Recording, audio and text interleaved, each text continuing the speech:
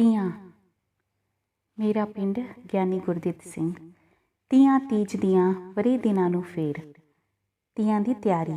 ਪੰਜਾਬ ਦੇ ਹਰ ਇੱਕ ਪਿੰਡ ਵਿੱਚ ਤੀਆਂ ਤੀਜ ਦੀਆਂ ਜਾਂ ਸਾਵਿਆਂ ਮਤਲਬ ਹਰਿਆਲੀ ਦਾ ਤਿਉਹਾਰ ਧੂਮ ਧੜੱਕੇ ਨਾਲ ਮਨਾਇਆ ਜਾਂਦਾ ਹੈ। ਤੀਆਂ ਜਿਹਾ ਕਿ ਨਾਮ ਤੋਂ ਹੀ ਪ੍ਰਗਟ ਹੁੰਦਾ ਹੈ, ਇਸਤਰੀਆਂ ਭਾਵ ਤੀਵੀਆਂ ਖਾਸ ਕਰਕੇ ਜਵਾਨ ਕੁੜੀਆਂ ਦੇ ਹੱਸਣ ਖੇਡਣ ਦਾ ਉਤਸਵ ਹੁੰਦਾ ਹੈ।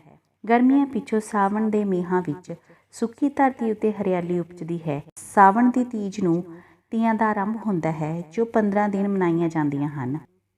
ਤੀਆਂ ਨੂੰ ਸਹੁਰਿਆਂ ਤੋਂ ਕੁੜੀਆਂ ਪੇਕੇ ਲੈ ਕੇ ਆਉਣ ਦਾ ਰਿਵਾਜ ਪੁਰਾਣਾ ਹੈ। ਮਹਿਮੂਦ ਗਜ਼ਨਵੀ ਦੇ ਜ਼ਮਾਨੇ ਵਿੱਚ ਸ਼ਾਇਰ ਦੀ ਲਿਖਤ ਹੈ, ਅੰਮਾ ਮੇਰੇ ਬਾਬੇ ਜੀ ਕੋ ਭੇਜੋ ਕਿ ਸਾਵਨ ਆਇਆ, ਬੇਟੀ ਤੇਰਾ ਬਾਬਾ ਬੁੱਢੜਾ ਕਿ ਸਾਵਨ ਆਇਆ। ਇਹ ਵਹਿਮ ਰਿਹਾ ਹੈ ਕਿ ਜਿਸ ਨੂੰ ਪਿੰਡ ਦੇ ਲੋਕ ਵਿਚਾਰ ਕਹਿੰਦੇ ਹਨ ਕਿ ਸਾਉਣ ਮਹੀਨੇ ਨਾ ਵਿਆਹੀਆਂ ਖਾਵੰਦਾਂ ਤੋਂ ਦੂਰ ਰਹਿਣ। ਇਸ ਪਿੱਛੇ ਸ਼ਾਇਦ ਛੁਪੀ ਭਾਵਨਾ ਇਹ ਹੁੰਦੀ ਹੈ ਕਿ ਅਗਲੇ ਵਰੀ ਬੱਚਿਆਂ ਦੇ ਜਨਮ ਕੱਤੇ ਦੇ ਮਹੀਨੇ ਵਿੱਚ ਨਾ ਹੋਵਣ। ਕੱਤੇ ਦੇ ਮਹੀਨੇ ਵਿੱਚ ਕਿਸਾਨਾਂ ਨੂੰ ਬਹੁਤ ਕੰਮ ਹੁੰਦੇ ਹਨ। ਕੱਤੇ ਦੇ ਮਹੀਨੇ ਮੁੰਡੇ ਦੇ ਜੰਮਣ ਨੂੰ ਉਂਝ ਵੀ ਮਾੜਾ ਮੰਨਦੇ ਹਨ। ਹਰ ਪਿੰਡ ਦੀਆਂ ਤੀਆਂ ਮਨਾਉਣ ਵਾਲੀ ਥਾਂ ਮੁਕਰਰ ਹੁੰਦੀ ਹੈ। ਤੀਆਂ ਵਾਲਾ ਟੋਬਾ, ਤੀਆਂ ਵਾਲਾ ਬਰੋਟਾ, ਤੀਆਂ ਵਾਲਾ ਖੂਹ ਆਦਿ ਨਾ ਉਹਨਾਂ ਥਾਵਾਂ ਨਾਲ ਜੁੜੇ ਹੁੰਦੇ ਹਨ। ਪਿੰਡ ਵਿੱਚ ਉੱਥੇ ਖੜ੍ਹੇ ਰੁੱਖਾਂ ਬਿਰਛਾਂ ਦੀ ਅਹਿਮ ਥਾਂ ਹੁੰਦੀ ਹੈ। ਰੁੱਖ ਤੀਆਂ ਦੀ ਚੁੱਪ ਗਾਥਾ ਆਪੋ ਆਪਣੇ ਢੰਗਾਂ ਨਾਲ ਦੱਸਦੇ ਹਨ। ਟੋਬਾ ਕਹਿੰਦਾ ਹੈ, ਮੈਂ ਪਿੰਡ ਦੇ ਲੋਕਾਂ ਦੀ ਲੋੜ ਹਾਂ, ਜਿੱਥੇ ਡੰਗਰਾਂ ਪਸ਼ੂਆਂ ਤੋਂ ਲੈ ਕੇ ਪੰਛੀਆਂ ਤੱਕ ਮੇਰੇ ਕੰਢੇ 'ਤੇ ਆ ਕੇ ਤ੍ਰਿਪਤ ਹੁੰਦੇ ਹਨ।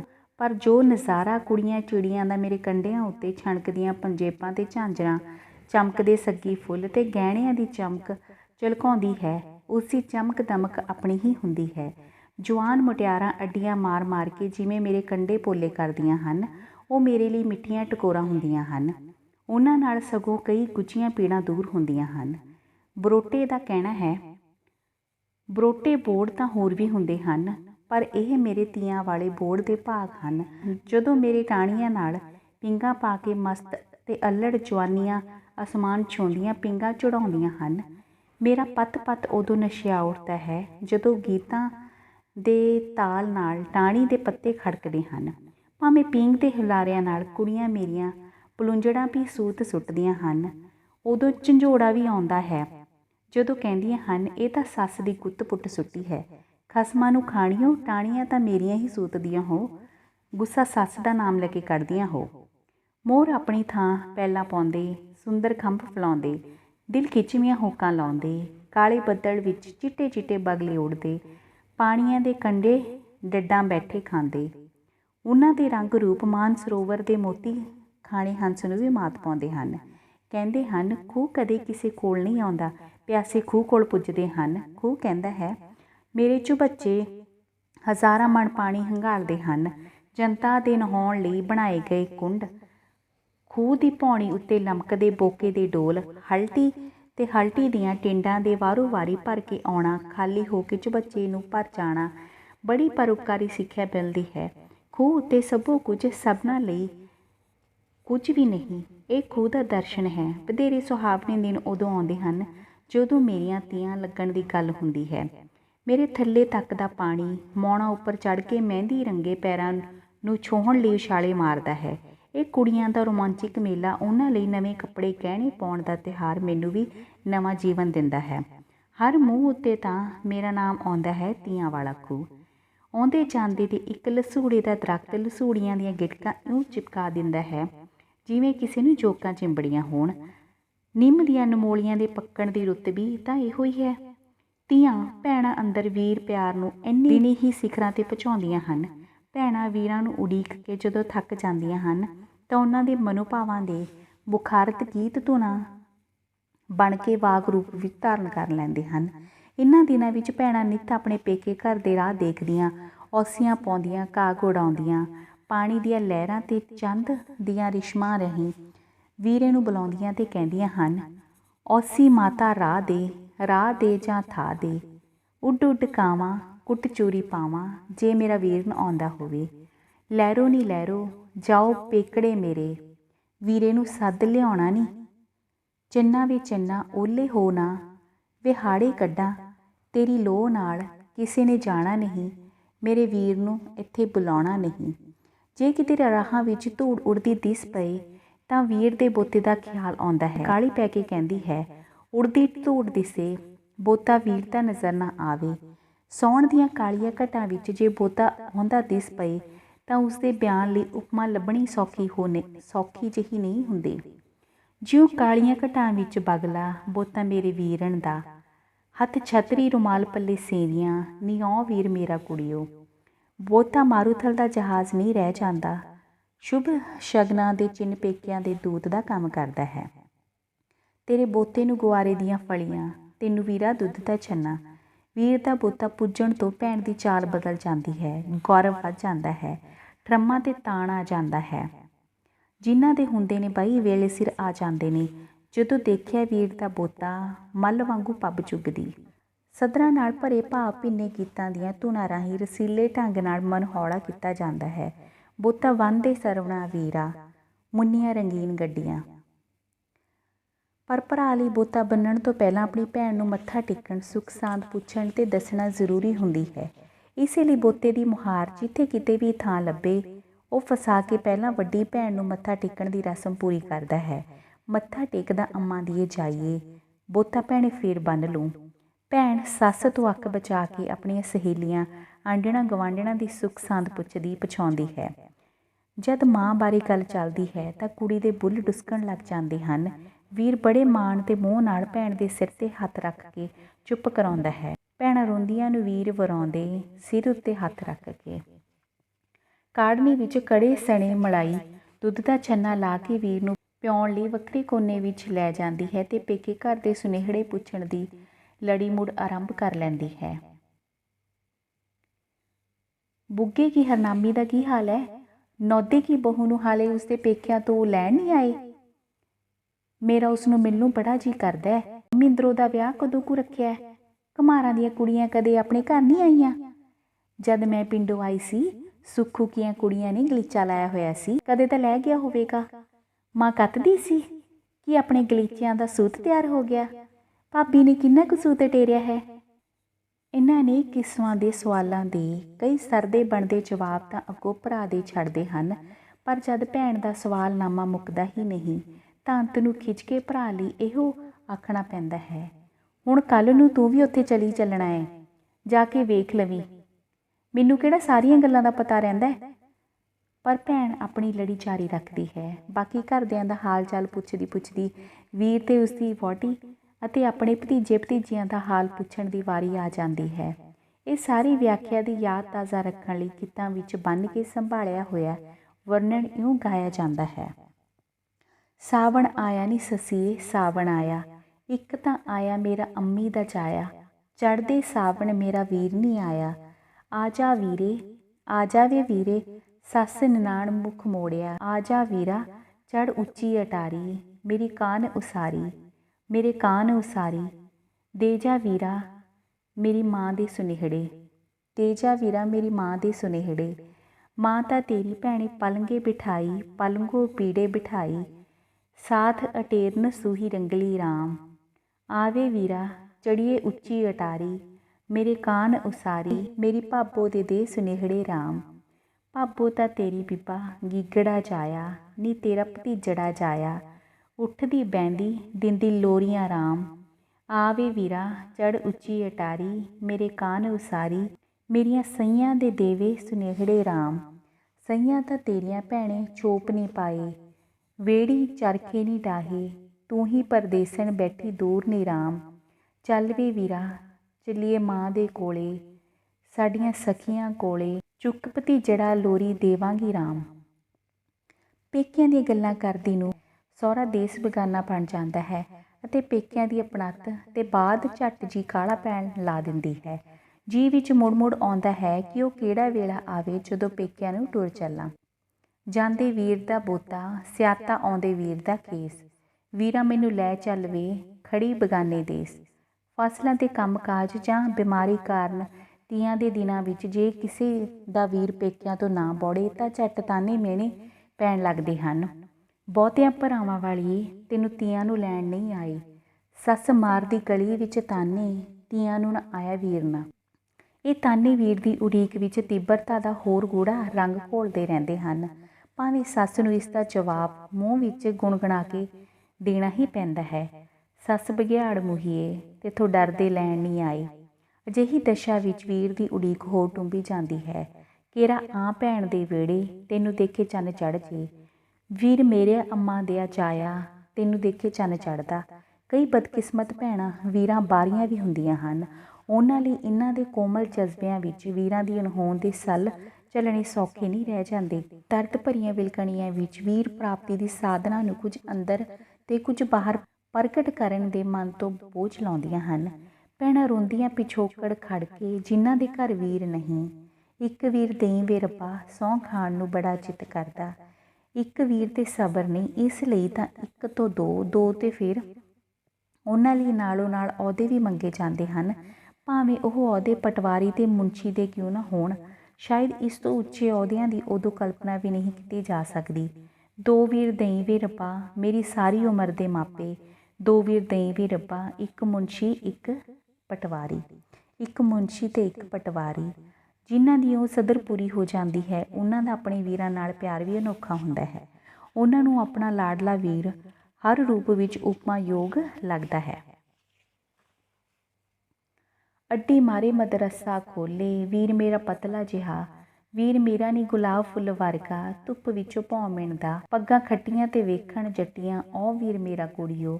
ਪੱਗਾਂ ਕਾਲੀਆਂ ਲੱਗਣ ਪਿਆਰੇ ਵੀਰ ਚੱਲੇ ਮੱਸਿਆਂ ਨੂੰ। ਕੰਨੀ ਨੱਤੀਆਂ ਸੰਧੂਰੀ ਸਿਰ ਸਾਫ ਆ ਓ ਵੀਰ ਮੇਰਾ ਕੁੜੀਓ। ਮੇਰਾ ਵੀਰ ਨੀ ਜਮਾਤੀ ਥਾਣੇਦਾਰ ਦਾ ਸੰਮਾਂ ਵਾਲੀ ਡੰਗ ਰੱਖਦਾ। ਤੈਨੂੰ ਵੇਖ ਕੇ ਭੁੱਖੀ ਰੱਜ ਜਾਵਾਂ ਸੁੰਦਰ ਸਰੂਪ ਵੀਰ ਨਾ। ਜਿੱਥੇ ਵੱਜਦੀ ਬੱਦਲ ਵਾਂਗ ਗੱਜਦੀ ਕਾਲੀ ਡੰਗ ਮੇਰੇ ਵੀਰ ਦੀ। ਇਹੋ ਜਿਹੇ ਲਾਡਲੇ ਵੀਰਾਂ ਨੂੰ ਕਿਉਂ ਨਾ ਆਸ ਰੱਖੀ ਜਾਵੇ ਕਿ ਉਹਨਾਂ ਕੋਲ ਰੇਵੀ ਚਾਲ ਚੱਲਣ ਵਾਲੇ ਅਜਿਹੇ ਬੋਤੇ ਰੱਖੇ ਹੋਣ ਜਿਹੜੇ ਧਰਤੀ ਉੱਤੇ ਟੁਰਦੇ ਇਉਂ ਜਾਪਣ ਜਿਵੇਂ ਪਾਣੀ ਉੱਤੇ ਹੰਸ ਤਰ ਰਹੇ ਹੁੰਦੇ ਹਨ। ਜਿਹੜਾ ਡੰਡੀਆਂ ਹਿੱਲਣ ਨਾ ਦੇਵੇ ਬੁੱਤਾਂ ਉਹ ਲਿਆਏ ਵੀਰ ਨਾ। ਜਿਸ ਕੁੜੀ ਨੂੰ ਤੀਆਂ ਦੇ ਦਿਨੀ ਪੇਕੇ ਨਾ ਲਿਆਂਦਾ ਹੋਵੇ ਉਸ ਨੂੰ ਤੀਆਂ ਦੇ ਵਿੱਚ ਸਹੁਰੀ ਸੰਧਾਰਾ ਭੇਜਿਆ ਜਾਂਦਾ ਹੈ। ਉਸ ਸੰਧਾਰੇ ਵਿੱਚ ਜੇ ਬਹੁਤਾ ਨਹੀਂ ਤਾਂ ਕੁੜਤੀ ਸੁੱਥਣ ਦਾ ਤਿਉਰ ਗੁੜ ਦੇ ਗੁਲਗੁਲੇ ਜਾਂ ਚੌਲ ਸ਼ੱਕਰ 1 ਰੁਪਇਆ ਤੀਆਂ ਦੇ ਸੰਧਾਰੇ ਦਾ ਬੰਦੇਜ ਮੰਨਿਆ ਜਾਂਦਾ ਹੈ। ਜਿਹੜੀਆਂ ਕੁੜੀਆਂ ਅਣਮੁਕਲਾਈਆਂ ਵਿਆਹਾਂ ਤੋਂ ਪਿੱਛੇ ਹਲਾ ਪੇਕੇ ਘਰ ਹੀ ਹੁੰਦੀਆਂ ਹਨ ਉਹਨਾਂ ਨੂੰ ਸੰਧਾਰਾ ਸਹੁਰਿਆਂ ਤੋਂ ਆਉਂਦਾ ਹੈ।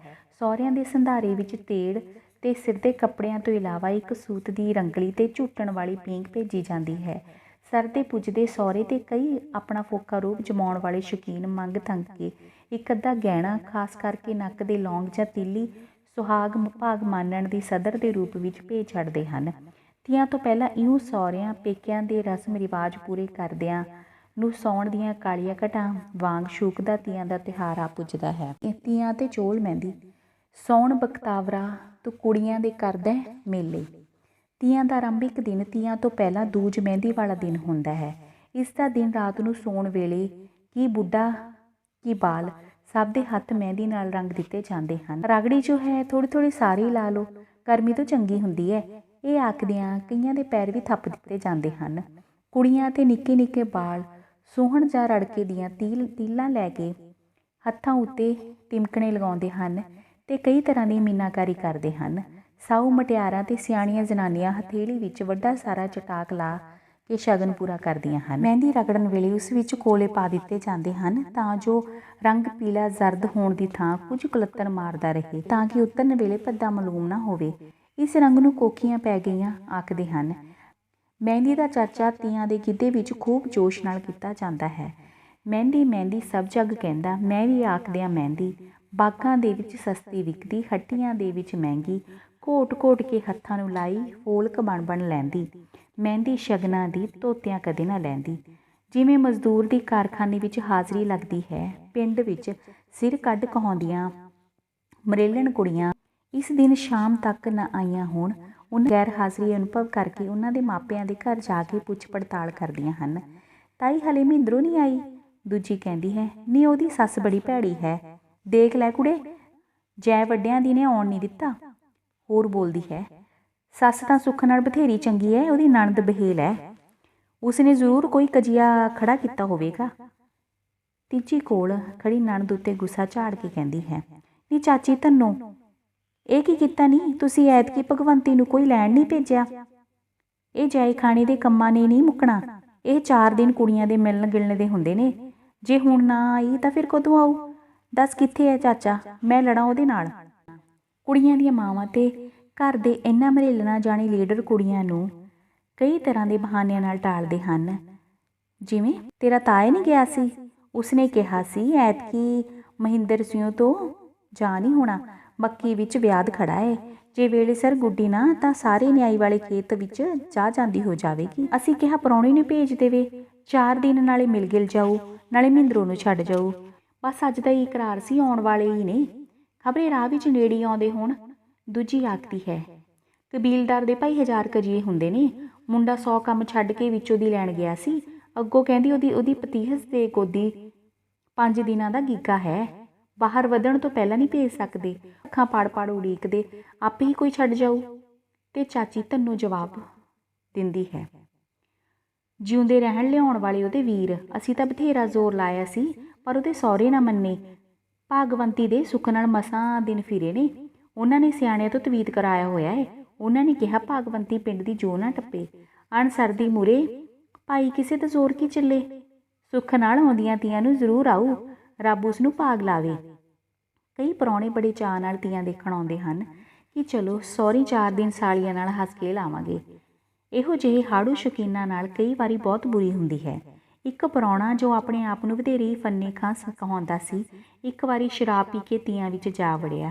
ਕੁੜੀਆਂ ਨੇ ਉਸਦੇ ਚੂੰਡੀਆਂ ਨਾਲ ਅਜਿਹਾ ਹਾਲ ਕੀਤਾ ਜਿਵੇਂ ਬਾਬੇ ਬੰਦੇ ਨੂੰ ਜਲਾਦਾਂ ਨੇ ਜੰਬੂਰਾਂ ਨਾਲ ਕੋਹ ਸੁੱਟਿਆ ਸੀ। ਤੀਆਂ ਦੇਖਣ ਤਾਂ ਆ ਗਿਆ, ਦੱਸ ਵੇ ਕੁੜੀਆਂ ਲਈ ਕੀ ਲਿਆਇਆ? ਨੱਚਣ ਵਾਲੀ ਕੁੜੀ ਦੇ ਸਿਰ ਉੱਤੋਂ ਦੀ 10 ਦੀ ਭਾਨ ਵਾਰ ਕੇ ਨਾ ਸੁੱਟੀ ਨਾ, ਤੂੰ ਕਿਸੇ ਤੀਵੀਂ ਦਾ ਪੁੱਤ ਨਹੀਂ, ਖੋਤੀ ਦਾ ਹੋਵੇਂਗਾ। ਸਾਲੀ ਤਾਲ ਸ਼ੁਰੂ ਹੋ ਗਿਆ, ਜੀਜਾ ਵਾਰ ਦੇ ਦੁਆਨੀ ਖੋਟੀ, ਵਿੱਚੇ ਤੇਰੀ ਸਾਲੀ ਨੱਚਦੀ। ਦੂਜੀਆਂ ਜਵਾਬ ਦਿੰਦੀਆਂ ਹਨ, ਜੀਜੇ ਨੇ ਮਾਂ ਵਾਰੀ, ਮੈਂ ਵਾਰੀ ਫੁਲਕਾਰੀ। ਜੀਜਾ ਸਾਹਿਬ ਕੁਝ ਬਹੁਤੀ ਅਮੀਰੀ ਦਿਖਾਉਣ ਲਈ ਲੱਗੇ। ਉਹਨਾਂ 1 ਰੁਪਏ ਵਾਰਨੇ ਸ਼ੁਰੂ ਕਰ ਦਿੱਤਾ। ਉਹ ਰੁਪਏ ਵਾਰ-ਵਾਰ ਸੁੱਟਦਾ ਜਾਵੇ ਤੇ ਨੱਚਣ ਵਾਲੀਆਂ ਕੁੜੀਆਂ ਬਦਲਦੀਆਂ ਜਾਣ। ਜਦੋਂ 14-15 ਕੁੜੀਆਂ ਦੇ ਉੱਤੋਂ ਦੀ 150 ਰੁਪਏ ਵਾਰ ਸੁੱਟੇ ਤਾਂ ਕਿੱਸਾ ਖਾਲੀ ਕਰ ਬੈਠਾ ਤੇ ਚੁਸਤੀ ਸੁੱਝੀ, ਬਈ ਕਿਉਂ ਨਾ ਕਿਸੇ ਜਵਾਨ ਕੁੜੀ ਨਾਲ ਛੇੜਖਾਨੀ ਕਰਕੇ ਇਸ ਦਾ ਬਦਲਾ ਚੁਕਾਵਾਂ। ਇੱਕ ਕੁੜੀ ਨੂੰ ਛੇੜਨ ਦੀ ਦੇਰ ਸੀ ਬਸ, ਫੇਰ ਕੀ ਮਸਤ ਜਵਾਨੀਆਂ ਦੀ ਅਣਖ ਜਾਗ ਪਈ।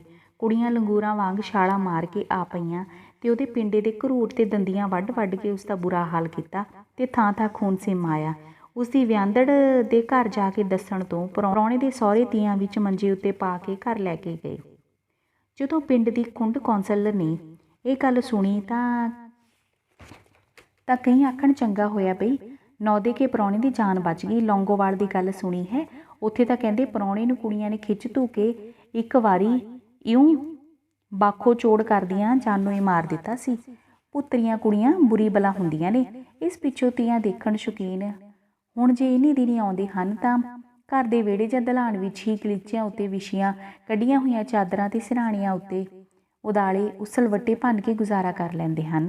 ਵੱਧ ਤੋਂ ਵੱਧ ਸ਼ੀਸ਼ਿਆਂ ਜੜੀ ਕਰੋਸ਼ੀਏ ਨਾਲ ਬੁਣੀ ਰੰਗਦਾਰ ਡੰਡੀ ਨਾਲ ਪੱਖੀ ਦੇ ਸਿਲਮੇ ਸਿਤਾਰਿਆਂ ਨੂੰ ਹਵਾ ਵਿੱਚ ਘੁਮਾ ਛੱਡਦੇ ਹਨ, ਆਪਣੀ ਕੜਵੀ ਨੋਕਦਾਰ ਜੁੱਤੀ ਦਾ ਮੁਜ਼ਾਹਰਾ ਕਰਨ ਲਈ, ਜਿਸ ਦੇ ਪਹਿਲਾਂ ਦੀ ਸਿਲਾਈ ਹੋਣ ਕਰਕੇ ਤੰਗ ਹੋਣ ਤੋਂ ਫੰਬੇ ਦੇ ਅੱਡੀਆਂ ਤੇ ਛਾਲੇ ਪੈਣ ਤੋਂ ਬਚਾਓ ਕੀਤਾ ਹੁੰਦਾ ਹੈ।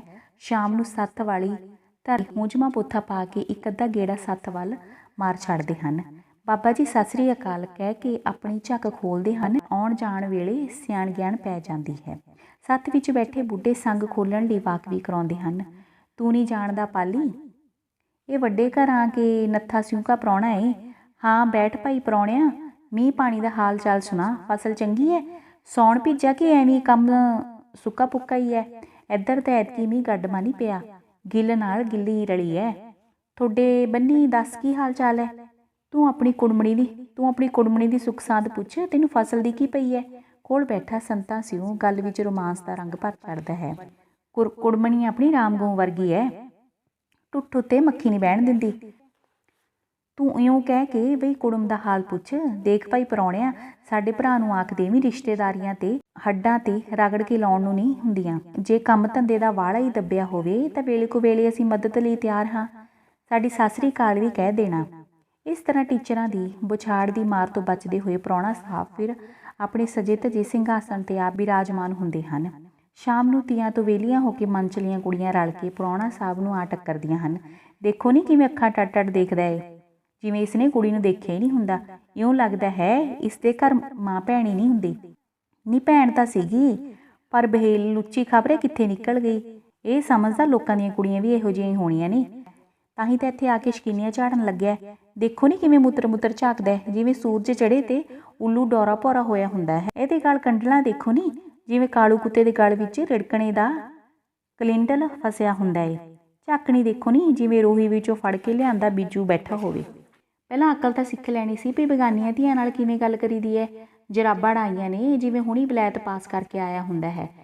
ਭਾਈ ਨੂੰ ਭਾਵੇਂ ਕਾਲਾ ਅੱਖਰ ਮੈਂ ਜਿੱਡਾ ਲੱਗੇ, ਪਰ ਜੇਬ ਵਿੱਚ ਪੈਨ ਟੰਗਿਆ ਹੋਇਆ ਏ। ਹੋ ਜੋ ਨਹੀਂ ਵਿਹੜਾ ਖਾਲੀ ਕਰੋ, ਪ੍ਰਾਹੁਣੇ ਨੂੰ ਉਡਾੜਾ ਪਾਉਣਾ ਹੈ। ਨਾ ਨਹੀਂ ਇਹੋ ਨਾ ਕਹੋ, ਸੁੱਖ ਨਾਲ ਬਥੇਰਾ ਪੜ੍ਹਿਆ ਲਿਖਿਆ ਹੈ। ਅੜੀਏ ਸੁਣਿਆ ਹੈ, ਕਹਿੰਦੇ ਸਾਧਾਂ ਦੇ ਡੇਰੇ ਤੋਂ ਜਾ ਕੇ ਜਦੋਂ ਕਾਕਾ ਜੀ ਮੁਹਾਰਨੀ ਪੜ੍ਹ ਕੇ ਆਏ ਤਾਂ ਘਰੇ ਆਉਂਦੇ ਨੂੰ ਸਾਰਾ ਕੁਝ ਭੁੱਲ ਗਏ। ਕਹਿੰਦੇ ਊੜਾ-ਆੜਾ ਯਾਦ ਰਹੇ। ਅਜੇ ਪਾੜਾ ਜੀ ਲੱਗੇ ਹੁੱਤਣਾ ਭੇੜਨ, ਜਾ ਕੇ ਆਪਣੀ ਮਾਂ ਕੋਲ ਡੁਸਕਣ ਲੱਗੇ, ਮਾਂ ਜੀ ਜਿਹੜੀ ਕਾਂ ਵਾਂਗੂ ਪੂਛ ਚੁੱਕੀ ਖੜੀ ਹੈ, ਇਹ ਦੱਸੀ ਕੀ ਹੁੰਦੀ ਹੈ। ਭਾਈ ਜੀ ਈੜੀ ਪੜ੍ਹਨੀ ਨਾ ਆਵੇ। ਦੇਖੋ ਨਹੀਂ ਕਿਵੇਂ ਮੁੱਤਰ ਝਾਕਦਾ, ਜਿਵੇਂ ਰੋਈਆਂ ਤੋਂ ਫੜ ਕੇ ਲਿਆਂਦਾ ਹੁਣੇ ਬਣਮਾਨਸ ਹੁੰਦਾ ਹੈ। ਨਹੀਂ ਇਉਂ ਨਾ ਕਹੋ, ਇਹਦੀ ਮੜਕ ਵੱਲ ਤਾਂ ਦੇਖੋ।